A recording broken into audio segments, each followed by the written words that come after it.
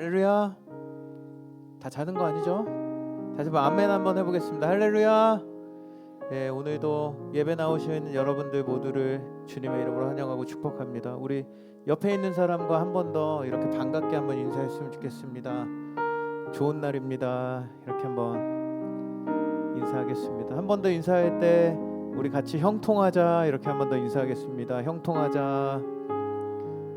예, 여러분 한 주간 잘 지냈죠? 예, 아까 영상 광고에서도 나왔듯이 우리 하반기 교회에서 진행하는 양육 프로그램이 진행됩니다.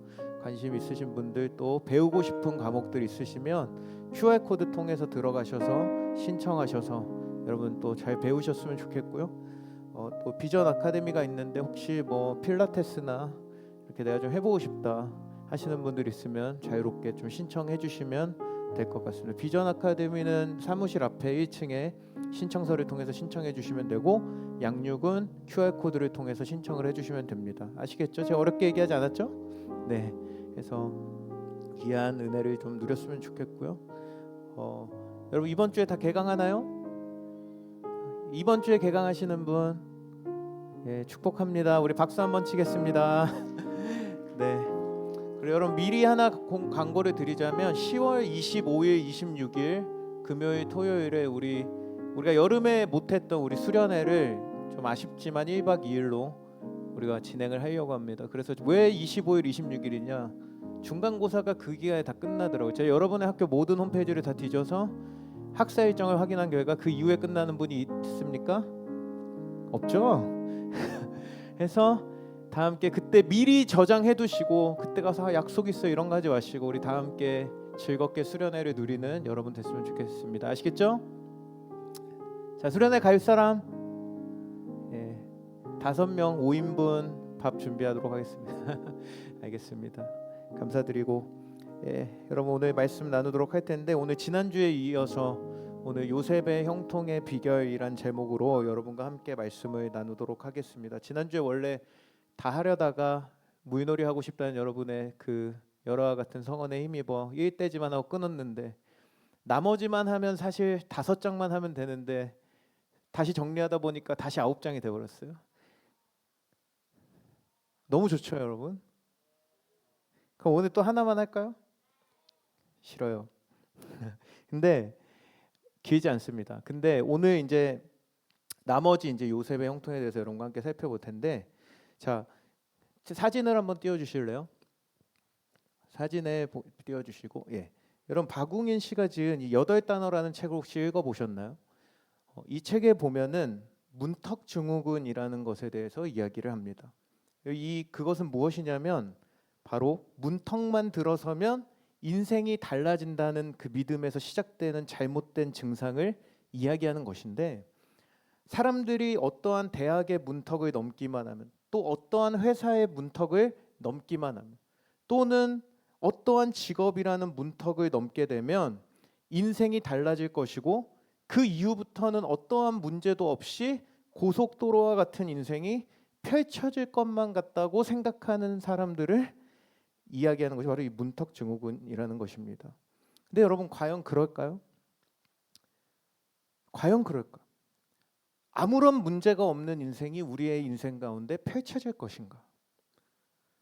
여러분 이것은 사람들이 갖고 있는 착각일 뿐이고 이 땅에서 하나의 문턱을 넘어서면 또 다른 문턱이 우리의 인생 가운데 존재하고 있다는 것입니다. 여러분 실제 전문가들에 의하면 사람들의 인생에는 평균적으로 3개월에서 4개월마다 한 번씩 위기가 찾아온다고 이야기를 합니다. 물론 3개월마다 이렇게 위기가 찾아온다는 것은 아니지만 전체적인 어떤 상황들을 도합해서 평균을 냈을 때 한 3, 4개월에 한 번 정도 인생의 문제가 또는 위기가 찾아온다는 거예요. 그런데 많은 사람들이 이런 위기를 만나면 나에게만 이런 위기가 온다고 생각하고 힘들어한다는 거예요. 그런데 여러분 미국에 이런 사람이 있어요. 다음 거 한번 띄워주실래요? 미국의 작가이자 예술가 철학자인 엘버트 하버드란 사람은 이렇게 없나요? 네? 그냥 할게요. 엘버트 허버드라는 사람이 이렇게 이야기해요. 삶에서 아무런 문제도 가지고 있지 않은 사람은 이미 인생이란 경기에서 제외된 사람이다라고 이야기를 했습니다. 여러분 굉장히 무서운 말이죠. 아무런 문제가 없는 사람은 그냥 죽은 인생과 같다라고 이야기를 했다는 거예요. 여러분 그렇기 때문에 인생에 찾아오는 계속되는 문턱과 같은 이런 상황과 문제를 여러분 우리에게 찾아오는 것을 막을 수 없다면 어떻게 해야 돼요? 즐겨야 되죠. 여러분 이런 문제와 상황을 우리가 어떻게 바라보느냐에 따라 우리의 인생은 전혀 다른 차원의 인생으로 나아갈 수 있게 된다는 것인데요. 여러분 근데 이름들이 어려워. 노먼 빈센트 필이란 분이 이런 얘기를 했습니다. 혹시 이것도 없나요? 없는 것 같아요. 여러분 신이 인간에게 선물을 줄 때마다 시련이라는 포장지에 싸서 준다고 말을 했거든요. 있나요? 예, 있네요. 시련이라는 포장지에 싸서 준다. 그래서 여러분 선물이 클수록 시련도 크다라는 것을 이야기를 했는데 여러분 많은 사람들이 바로 이 시련, 문제, 위기라는 이 포장지에 집중하느라 그 안에 담겨 있는 더 중요한 선물을 찾지 못한다는 것입니다. 여러분 우리가 지난주에 살펴봤던 이 요셉의 인생은 어떤 인생이었습니까? 주기적으로 그의 인생이 문제 가운데로 떨어지는 인생이 반복해서 그의 인생에 나타나던 삶이었어요. 하지만 그의 인생은 그 문제와 시련이라는 포장지를 바라보다 끝나버린 인생이 아니라 그의 시련이 깊어갈수록 그 안에 담긴 더욱더 큰 하나님의 선물을 발견한 인생이 되었다는 것입니다. 무슨 선물이었습니까? 바로 어떤 상황 가운데서도 형통하게 하시는 바로 형통이라는 그 선물을 받은 자였는데요. 여러분 지난주 말씀을 통해 우리가 이 형통이 무엇인지에 대해서 여러분과 함께 살펴보았습니다. 근데 여러분이 말씀을 듣고 기억력이 30분 정도 간다고 누가 이야기를 해주셔가지고 제가 복습을 하기 위해서 잠깐 우리가 살펴보길 원하는데요. 일반적인 형통의 의미는 무엇이라고 이야기했죠? 여러분 우리가 잘 알다시피 성공의 뜻과 같은 모든 일이 뜻대로 잘 되어 간다라는 것을 의미한다고 이제 이야기를 했는데 여러분 이 실제 형통이란 단어가 성경에서 두 가지의 뜻으로 사용됐다고 제가 말씀드렸어요. 혹시 기억하시는 분 계신가요? 자, 하나는 시편 30편에서 쓰여졌던 단어. 맞추는 사람에게 오늘은 선물이 없네요. 뭐였죠? 샬루라는 단어. 여러분 샬루라는 단어가 사용됐다고 이야기를 했어요. 시편 30편에서 다윗이 자기의 어떤 왕이 된 세상적인 성공을 나타낸다고 말씀을 드렸는데 여러분 이 샬루라는 단어의 형통의 특징에 대해서 지난주에 제가 말씀드렸을 때 뭐라고 이야기했죠? 이것이 뭐와 같다? 안개와 같다. 그래서 내가 그렇게 쟁취한 줄 알았던 성공이 하나님이 불어버리시면 순식간에 사라져버리는 특징을 가진다. 이것이 바로 오늘 시편에서 나와 있는 형통의 뜻이었다고 이야기를 했는데 반면에 여러분 오늘 본문의 요셉의 형통을 나타내는 단어는 혹시 무엇인지 기억하시는 분? 뭔가 저 혼자 북치고 장구치고 다 하고 있는 것 같은데 뭐예요 여러분? 바로 띄워주실래요? 네. 자, 이 단어를 읽으실 수 있는 분?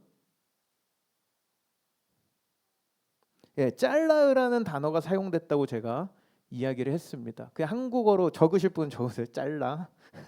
짤라으라는 단어가 사용됐었는데 여러분 이것이 무슨 뜻이라고 했죠? 저기 영어로도 설명이 되어 있지만 하나님께서 앞으로 밀고 가시는 것이다. 하나님이 누군가의 인생을 성공적인 인생으로 인도하신다는 의미로 사용된 단어가 바로 요셉에게 쓰여진 형통이라는 단어의 뜻이었다고 말씀드렸는데 그렇기 때문에 지독히도 불행하고 불운해 보이는 인생을 살고 있는 이 요셉이 형통한 삶이라 여겨질 수 있었던 그의 삶의 비밀은 무엇이었습니까? 바로 하나님이 요셉과 함께 하셨기 때문에 가능한 삶이었다는 거예요. 여러분 그래서 지난주에 결론이 무엇이었습니까? 부랴부랴 이제 결론이 됐죠. 주님과의 동행이 바로 형통의 비결이다. 우리가 살아가며 전제되어야 할 가장 중요한 시작이 바로 이 동행에서 시작해야 된다. 주님과 동행을 회복해야 된다라고 지난주에 함께 나누었었는데요. 여러분 기억하셔야 됩니다. 주님과의 동행 안에서 우리의 신앙은 자라날 수 있습니다. 주님과 동행하는 인생, 주님과 밀착 접속된 동행 안에서만 우리는 하나님을 알아갈 수 있고 하나님께서 주시는 놀라운 형통의 복을 누릴 수 있는 삶을 살 수 있다는 것. 여러분 이것을 잊지 않는 우리 모든 일청년 함대가 되었으면 좋겠습니다. 할렐루야. 여러분 이것을 놓치면 우리 삶엔 어떤 변화나 어떤 능력이나 어떠한 성공이나 여러분 이런 것들을 기대할 수 없는 인생이 된다는 거예요. 여러분 저는 오늘도 이 자리에 모인 저와 여러분 모두가 샬루의 형통을 바라보던 인생이 짤라의 형통을 바라볼 수 있는 우리 모두가 되기를 주님의 이름으로 축원합니다. 여러분 오늘은 그래서 이 하나님께서 동행하심으로 형통한 인생이 되었던 요셉의 인생 가운데 나타났던 그의 삶의 방식과 삶의 태도에 대해서 함께 나누어 보기를 원해요. 여러분 제가 4가지를 적었는데 4가지를 살펴보려고 했는데 너무 길 것 같아.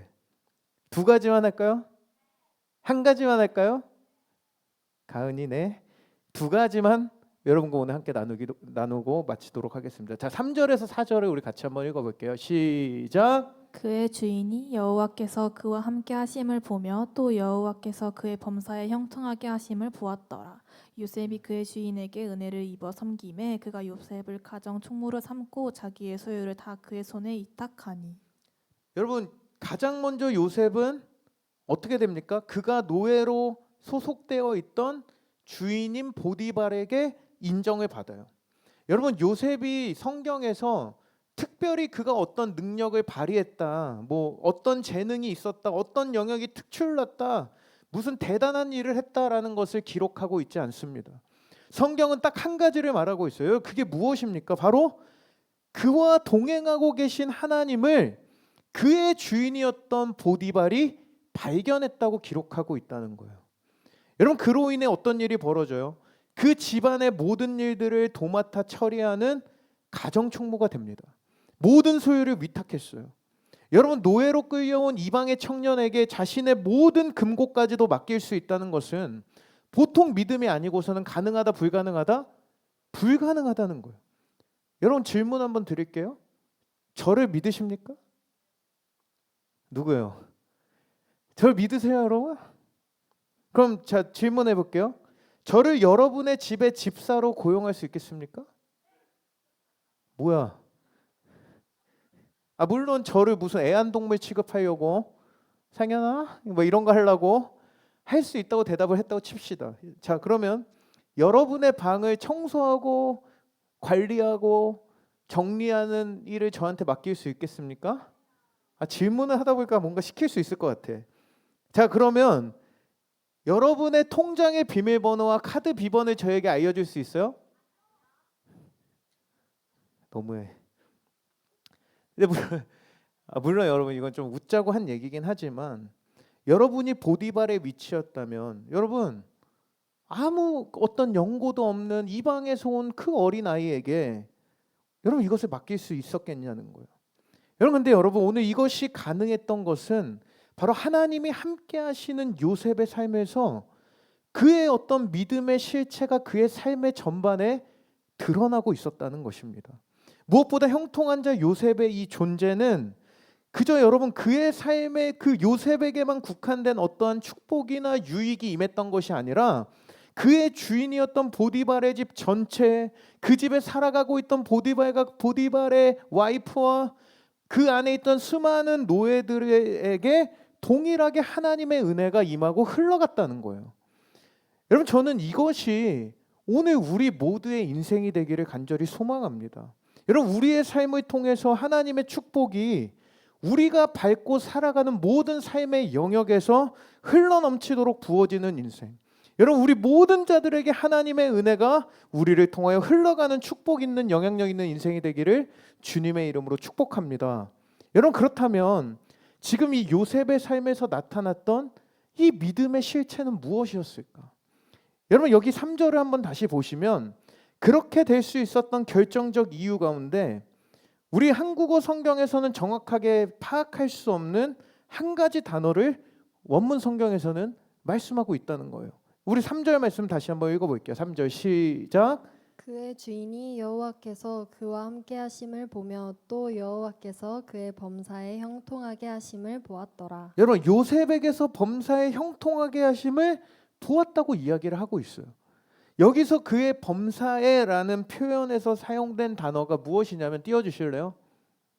네, 야시라는 히브리어 단어가 이곳에 쓰여졌다는 거예요. 여러분 이 단어의 뜻이 무엇입니까? 앞에 나와 있듯이 그의 손 안에라는 뜻이 담겨 있다는 거예요. 여러분 무슨 뜻이에요? 이것을 대입해서 다시 한번 이것을 직역하면 손 안에 닿는 모든 일들이 형통했다가 된다는 거예요. 여러분 그럼 무슨 말이 됩니까? 요셉이 갑자기 터치하면 어항 속에 있던 금붕어가 생선구이가 되고 지나가던 돼지에게 손을 얹으면 제육볶음이 되고 뭐 집안의 먼지에 손을 대면 먼지가 사라지고 막 여러분 이런 놀라운 초능력을 가졌다는 소리일까요? 여러분 이게 하는 말이 뭐예요? 오늘 요셉의 형통한 삶의 영향력이 그의 인생 전반을 통해 흘러갈 수 있었던 그의 믿음의 실체는 무엇이냐면 바로 그의 인생 가운데 무엇이 맡겨지든 그의 손이 닿는 모든 일이 바로 하나님께서 내게 맡기신 일이라는 믿음을 가지고 그곳에서의 모든 순간을 살아갔다는 겁니다. 여러분 그 집 안에서 요셉이 어떤 일을 감당했을까요? 보디발이랑 뭐 같이 드라마도 보고 K-팝도 보고 저녁마다 바베큐 파티도 하고 뭐 이런 거 했을까요, 여러분? 아니에요. 사소한 일부터 허드렛 일, 각종 걸레질, 쓰레기를 처리하고 화장실을 청소하고 마치 제가 밤마다 하는 이 남편의 역할, 아빠의 역할, 이 역할. 근데 여러분 또 이 역할의 특징은 뭐예요? 아무리 백날해도 티가 나요, 안 나? 티가 안 난다는 겁니다. 근데 여러분 티만 안 나는 게 아니라 다음날 아침마다 어떻게 되냐면 원상복구가 된다는 거예요. 밤늦게 제가 집에 가서 다 치우고 내가 분명히 이것들이 갖고 놀던 인형과 장난감을 다 치워놨는데 자고 일어나면 어떻게 돼 있어요? 이놈들이 다시 이거를 갖다 놓는 거예요. 아빠 하면서 같이 놀자 하면서 다 어지럽혀 놓고 음식물 쓰레기를 다 버렸는데 다음날 다시 들어가니까 다시 한가득 쌓여있는 이 놀라운 일들이 일어난다는 거예요. 근데 여러분 요셉이 이 노예로서 주인의 수발을 드는 수많은 그 사소한 일들을 감당했을 거예요. 그런데 요셉은 아무도 주목하지 않는 작은 일부터 이것이 내게 하나님이 맡기신 일이라는 이 근본 의식을 가지고 살아갔던 사람이에요. 어떤 일이 내게 맡겨지든지 내게 어떠한 사소한 일이 맡겨지든지 간에 이것이 하나님이 내게 맡기신 일이다. 여러분 이 근본 의식을 자신의 디폴트 값으로 가지고 믿음으로 감당하며 살아냈다는 거예요. 여러분 그렇게 요셉이 살아갔을 때 어떻게 된다고 말씀하고 있습니까? 우리 5절에 보니까 우리 5절 말씀 같이 읽겠습니다. 시작. 그가 요셉에게 자기의 집과 그의 모든 소유물을 주관하게 한 때부터 여호와께서 요셉을 위하여 그 애굽 사람의 집에 복을 내리심으로 여호와의 복이 그의 집과 발에 있는 여러분 그런 요셉의 믿음의 실력이 하나님의 동행하심의 그 개입 안에서 자신이 속한 곳의 모든 사람들이 복을 받으며 노예의 신분이었음에도 불구하고 그곳에서 가장 주목받는 인생이 되어갔다는 거예요.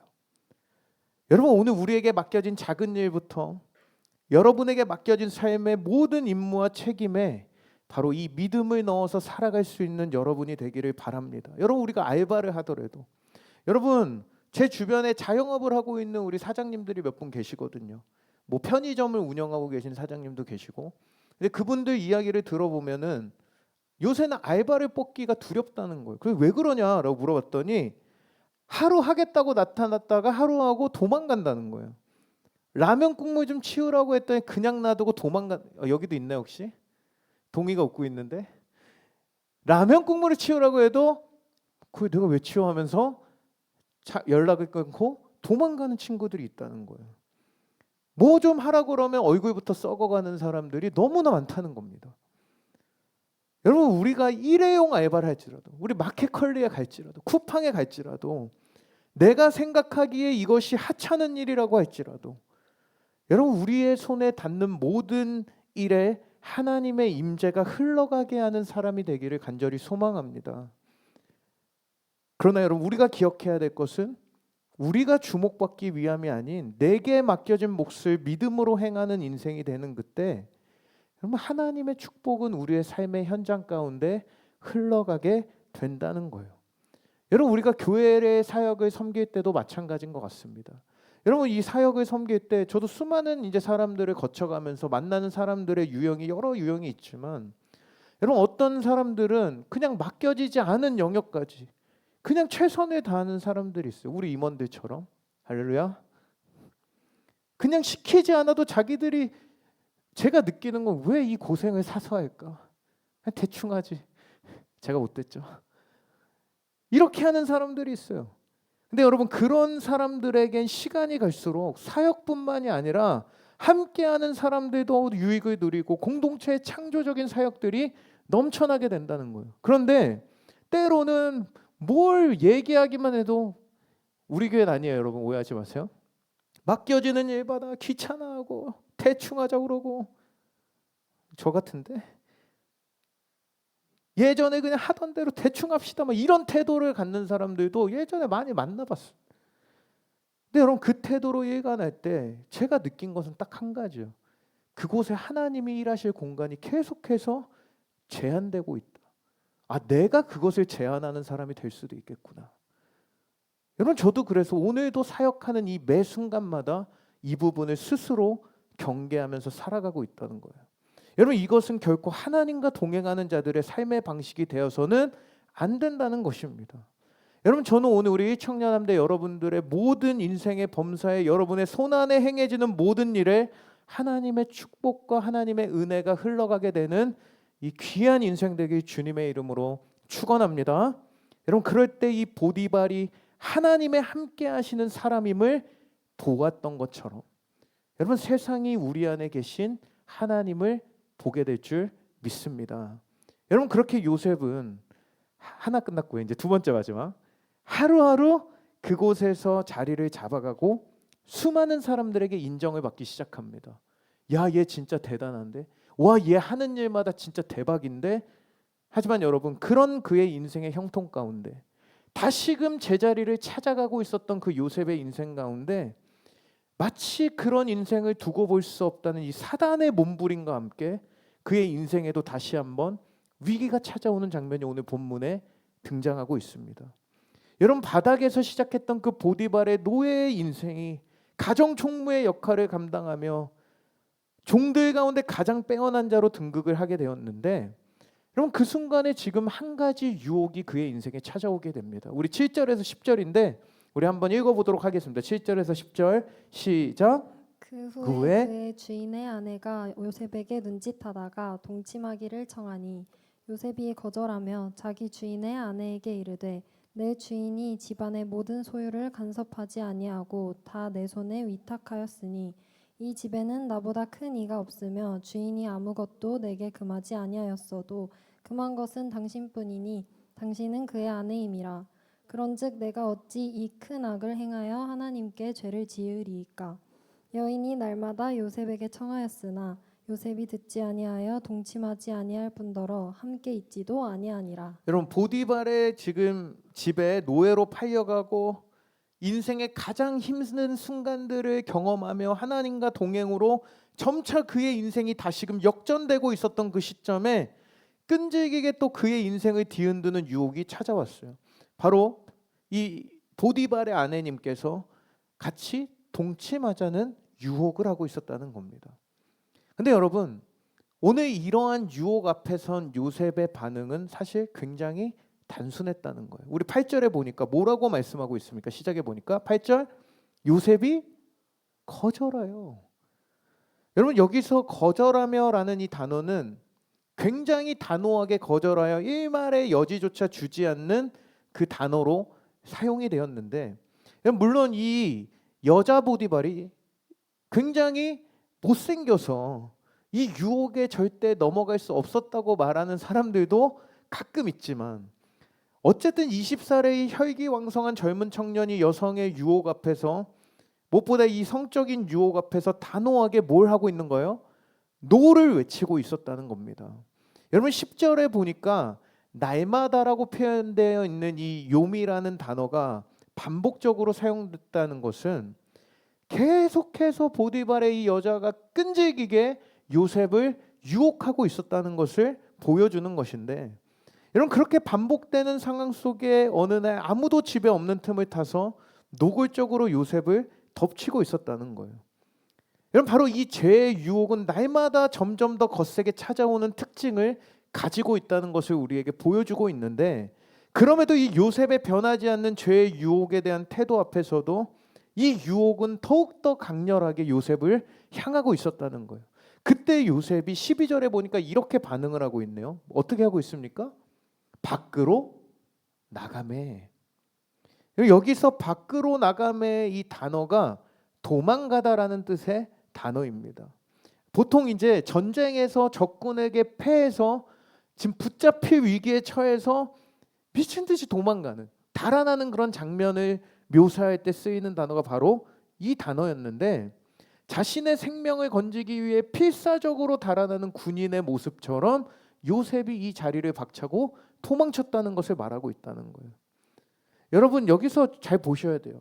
성경에서는 이 죄의 유혹 앞에서 그 유혹을 너가 잘 다스려라, 그 유혹 싸워라, 상대를 설득해라, 나를 유혹하는 그녀와 손잡고 기도해라, 이렇게 이야기하고 있지 않다는 것입니다.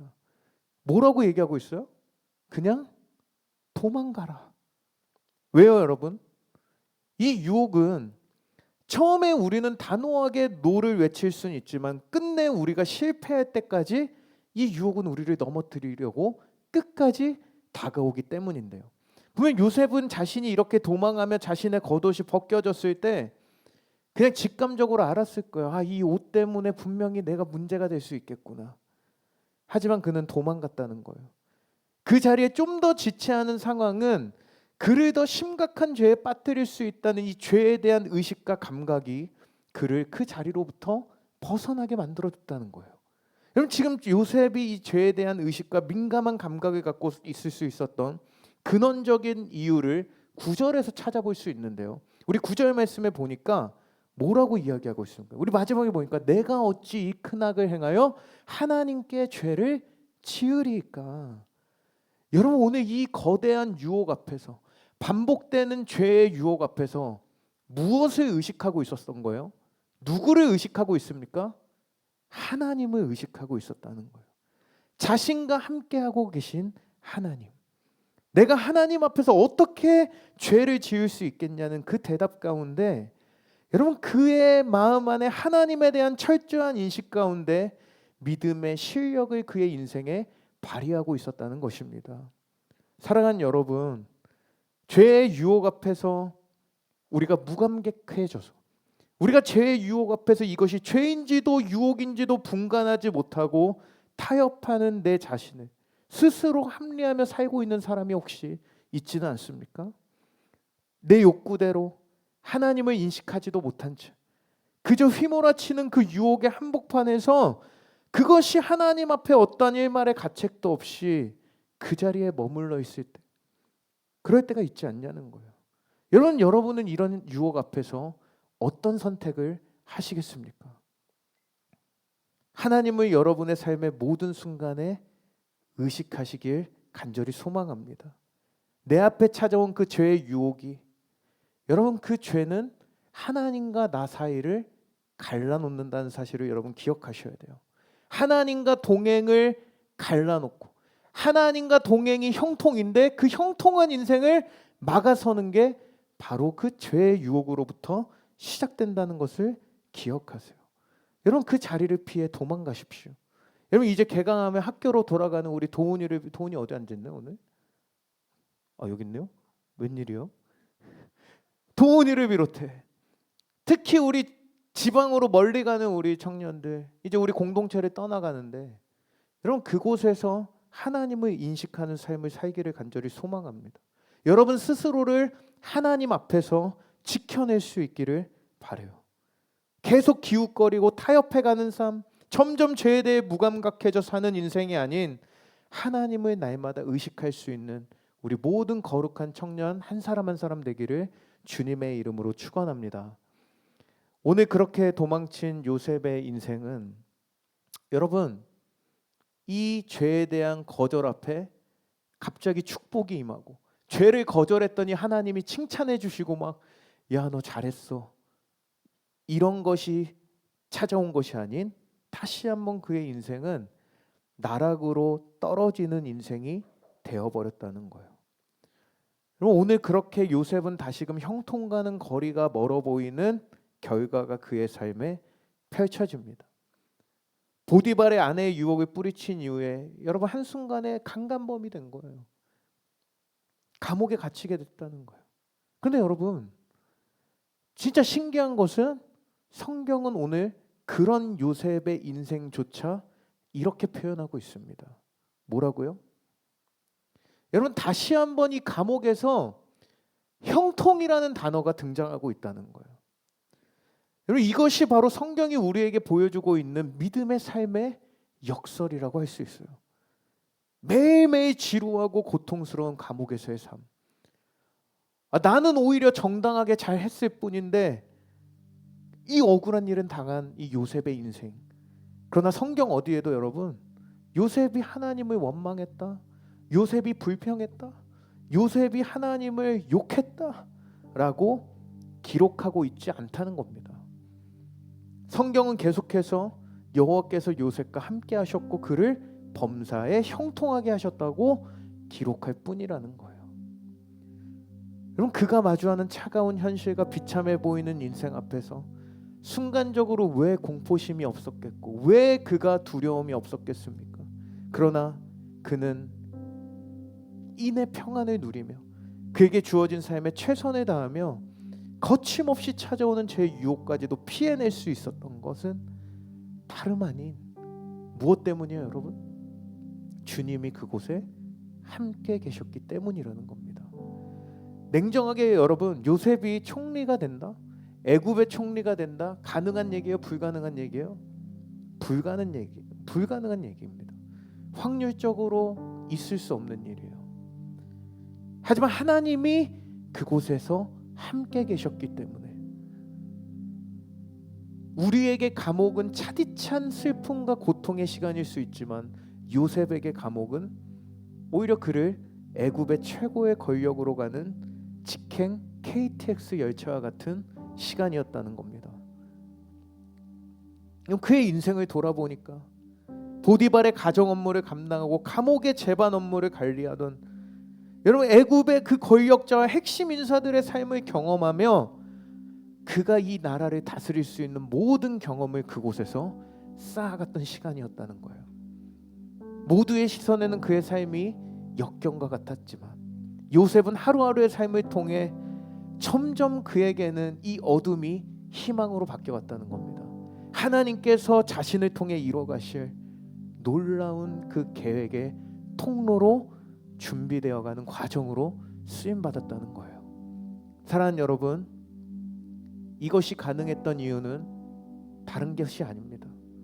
요셉이 그냥 잘생겨서 요셉이 조금 특출나서가 아니었어요. 오늘 이 모든 것이 가능했던 것은 하나님이 함께 계셨기 때문인 줄 믿으시기 바랍니다. 저는 오늘 이 시간 예배하며 나아가는 이 자리에 모인 한 사람 한 사람이 여러분 한 사람의 삶이 요셉과 같이 여러분 이 문제의 포장지를 벗어나 그 안에 담긴 선물을 발견한 인생, 그것이 저와 여러분의 인생이 되기를 간절히 소망합니다. 이 순간도 함께 하시는 주님, 그래서 우리의 인생을 형통하게 만드시겠다. 그래서 내가 너와 함께하며 너의 인생을 형통의 길로 인도하겠다고 하시는 그 주님을 바라볼 수 있는 저와 여러분이 되기를 주님의 이름으로 축원합니다. 우리의 삶에 그때마다 찾아오는 그 악이 우리의 삶을 교란할지라도, 사단이 끊임없이 방해하며 이 동행을 끊어놓으려고 할지라도, 여러분 하나님의 사랑에서 그 어떤 것도 끊을 수 없음을 믿음으로 고백하며 그 하나님의 선하심은 여러분 인생 가까이에 있음을 믿으시기 바랍니다. 그래서 믿음의 실력으로 이 세상에서 하나님을 증거하는 우리 멋진 우리 청년함대, 우리 한 사람 한 사람 되기를 주님의 이름으로 축복합니다. 할렐루야. 우리 한번 자리에서 일어나셔서 오늘 말씀을 기억하며 우리 한번 이 찬양의 고백과 함께 오늘 함께 기도하며 주님 앞에 나아갔으면 좋겠습니다.